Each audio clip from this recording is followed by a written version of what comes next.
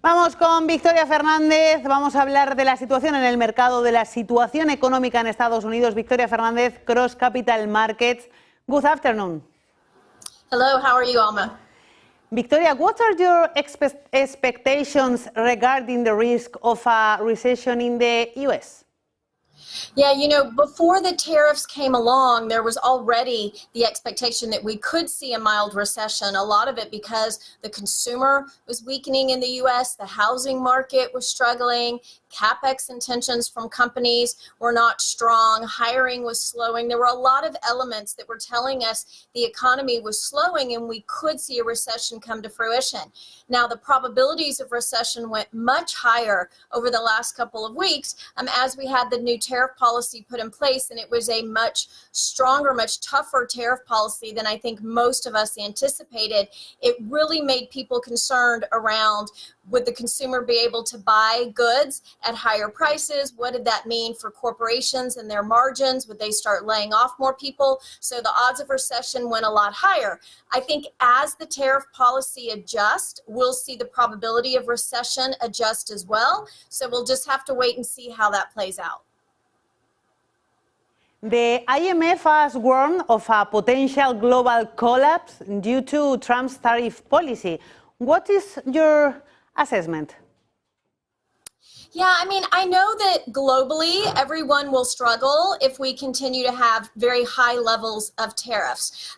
They have to worry about their exports that they have. Where will they export them if other countries, if consumers are not going to pay those prices? What does that mean for their own consumers? What does it mean for their producers? So it could very well lead to a global recession if we have these high level of tariffs. Right now we're on a 90-day break.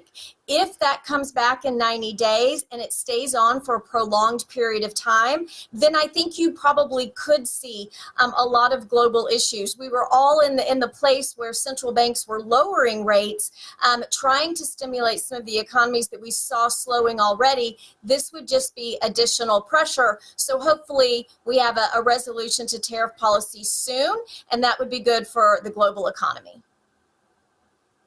Has dropped following Trump's action on Wall Street. Victoria, how strong is the U.S. government credit rating right now? Yeah, there was a lot of concern, Alma, before the tariffs around U.S. credit because the U.S. deficit was at a level that we knew could not be sustained. Interest expense was continuing to be very high, and we're in the middle right now here in the United States of putting the budget together. And it really is the job of Congress to try to bring back that spending, get the budget deficit back under control. But you take that and then add tariffs on top of it, which is a tax on the people over the long term. And again, you're going to have some concerns around the credit worthiness. Over the last week, that concern increased when we saw the U.S. dollar move down at the same time that U.S. Treasury yields were moving higher. Told us people were losing some confidence in U.S. debt, but we did have very strong Treasury auctions last week. So there are still buyers out there for credit, but I do think we have to pay attention very closely to what the deficit looks like and bring that under control in order to gain the confidence of buyers. Our big question, will Donald Trump be able to calm the markets? Is he keeping an ace up his sleeve? Well, I don't know what his game plan is or what cards he may have up his sleeve, but we've definitely seen in the past, in his first administration, and then over the past couple of weeks, how quickly the market will react to things that are said by the administration, things that are posted on social media. So this administration definitely has the ability to calm markets. I think the best way that they can do that is to show a clear plan in regards to tariffs, to have some transparency in regards to what they're looking for in the negotiations that could be coming, and then to make some headway in regards to the budget, in regards to tax cuts and deregulatory efforts that I think many people are looking for. So that would be a great way to try to calm the markets. Victoria, what are your expectations regarding the tariff negotiations? It's so difficult, I think, but...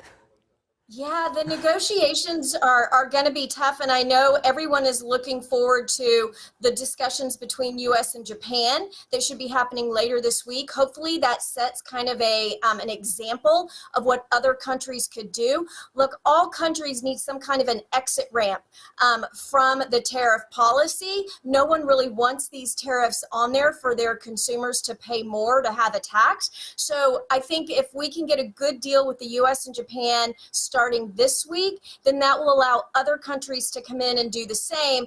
Obviously, China is a completely separate story, but I think for everyone else, starting to see some negotiations come into place would be a great support for global markets.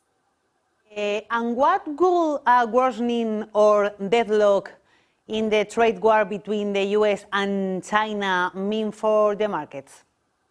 Yeah, this is going to be an area where I would anticipate we'll probably have some prolonged tariff issues going on here. China is a very different story than all of the other countries. In the United States, there was a lot of anti-China sentiment growing prior to tariffs, prior to Trump even becoming president for the second time. And it was from both sides of the aisle. Both parties in the United States had this anti-China feeling and trying to determine how to level the playing field.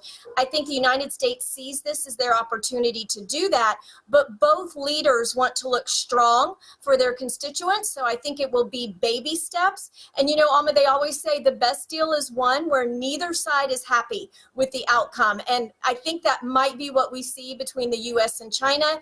Each side will give a little bit. Markets really need that to kind of shore up the volatility that we've seen here, but I would keep an eye on a lot of other countries. Watch Vietnam, Japan, Cambodia. These are going to be countries that might try to fill in for China in some of the exports and imports going on. So there's a lot to watch in regards to U.S. and China. Yeah, Fernández, CrossCapital Markets, thank you for joining us. My pleasure.